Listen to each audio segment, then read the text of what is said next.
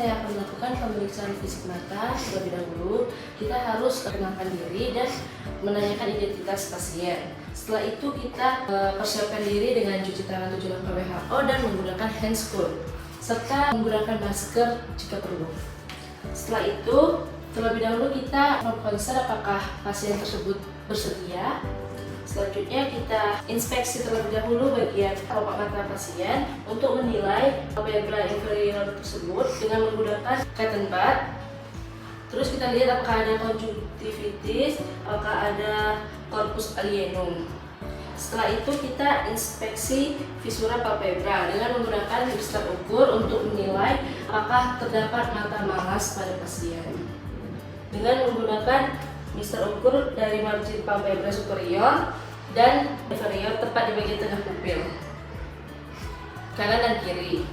Setelah itu kita inspeksi bulu mata. Pasien dalam posisi primer dan menggunakan pen light, lihat arah bulu mata tersebut, apakah masuk ke dalam, apakah keluar, untuk menilai apakah ada trichiasis, distichiasis.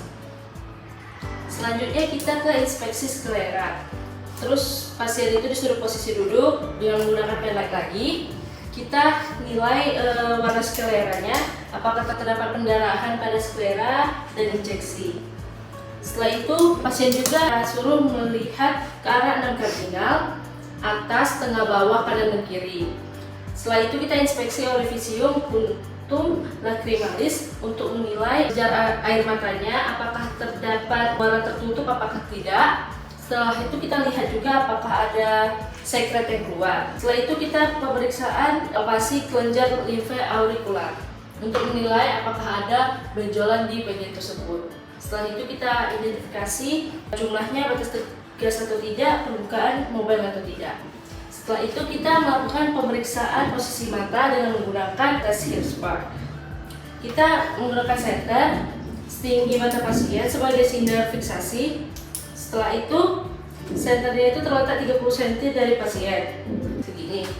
Setelah itu, kita lihat refleksi sinar pada mata fiksasi letakkan di tengah pupil.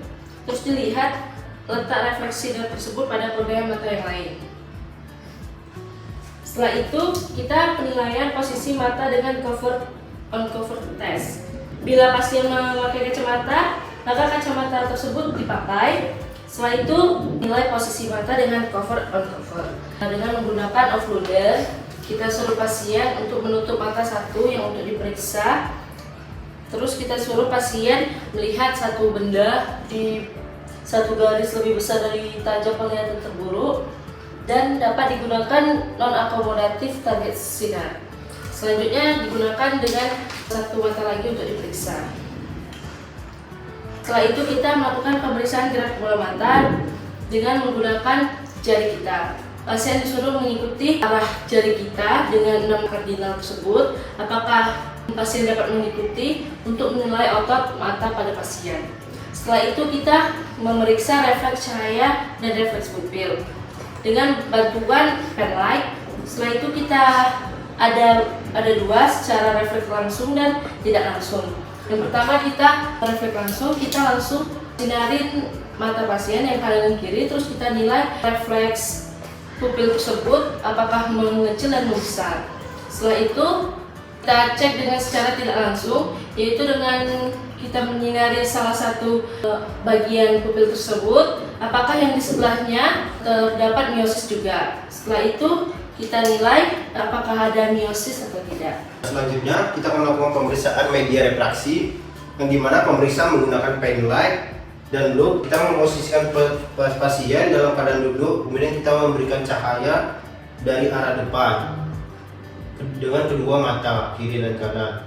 Nah, kemudian kita amati gambar dari umum kornea dengan menggunakan pen light, mulai dari okuli, kamera okuli anterior, tubik mata depan, kemudian iris, pupil, lensa. Kemudian kita menilai apakah ada kekeruhan, darah, hipopion atau iriodialisis. Kemudian selanjutnya kita akan melakukan pemeriksaan sensibilitas kornea.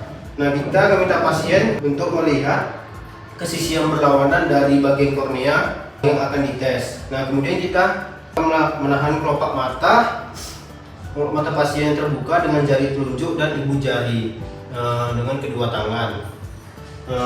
Kemudian dari sisi lain, untuk mencegah terlihat kapas yang digeser sejajar dengan permukaan iris menuju kornea yang akan diperiksa. Kemudian kita usahakan kapas itu mendekat tanpa tidak disadari pasien. Nah, kemudian kita akan menempel kapas pada permukaan kornea di bagian kornea.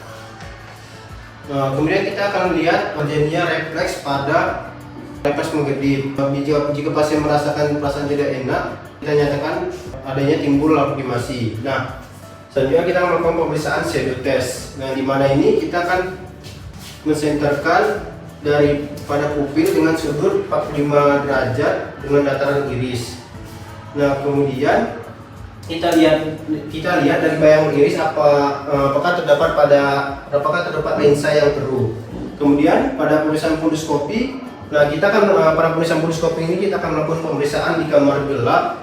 Tujuannya supaya kita dapat melihat bagian dari kornea atau iris tersebut. Kemudian kita akan memeriksa mata kanan pasien dengan mata kiri pasien, kecuali bila pemeriksa pasien dalam keadaan tidur dapat dilakukan dari atas. Nah, kemudian kita kemudian kita putar roda lensa oftalmoskopi ini sehingga menunjukkan angka 12 dioptri.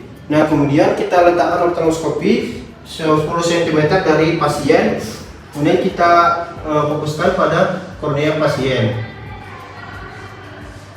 Nah, selanjutnya oftalmoskopi kita letakkan lebih dekat pada mata pasien dan roda lensa oftalmoskopi diputar sehingga roda lensa menunjukkan angka mendekati 0. Diperhatikan pada warna tepi dan pembuluh darah apakah ada yang keluar dari papil saraf optik. Nah, kemudian kita meminta pasien melihat sumber cahaya oftalmoskopi pada pemeriksa apakah pasien dapat melihat cahaya tersebut. Kemudian kita menilai bagian iris apakah terdapat kelainan pada pupil tersebut. Nah, kemudian pemeriksaan tekanan intraokular, kita akan meminta pasien untuk mata yang ditutup kedua mata. Kemudian kita akan melihat pandangan kedua mata menghadap ke arah bawah. Kemudian jari-jari lainnya bersandar pada dahi pasien dan pipi pasien. Kemudian kedua jari telunjuk menekan bola mata pada bagian belakang kornea secara bergantian. Nah, kemudian satu telunjuk mengimbangi tekanan saraf pada bola mata dan satu telunjuk akan menekan bola mata. Nah, kemudian kita akan mengidentifikasi apakah bola mata tersebut terasa keras. Nah, apabila terasa keras, kita akan mencurigai adanya glaukoma atau peningkatan pada tekanan bola mata. Nah, selanjutnya kita melakukan pemeriksaan tekanan intraokular dengan tonometer skios. Nah, kita meminta pasien untuk melonggarkan pakaian dan tidur terlentang di bagian tempat tidur. Nah, kemudian setelah memakai obat tetraken, kita akan mengetahui kelopak mata pasien dibuka kiri dan kanan dengan jari telunjuk dan ibu jari sampai jangan tertekan pada bola mata pasien. Kemudian pasien dimintakan meletakkan ibu jari tangannya di depan matanya atau pasien melihat ke langit-langit ruangan pemeriksa. Nah, kemudian kita letakkan telapak tonometer skispot diletakkan pada permukaan kornea kiri dan kanan secara bergantian. Kemudian setelah kita letakkan di bagian tonometer skispot ke arah kornea, kita akan menunjukkan angka yang tetap atau dibaca nilai tekanan pada skala busur skispot yang berantara 0 sampai 15. Baik Pak, pemeriksaan fisik sudah selesai.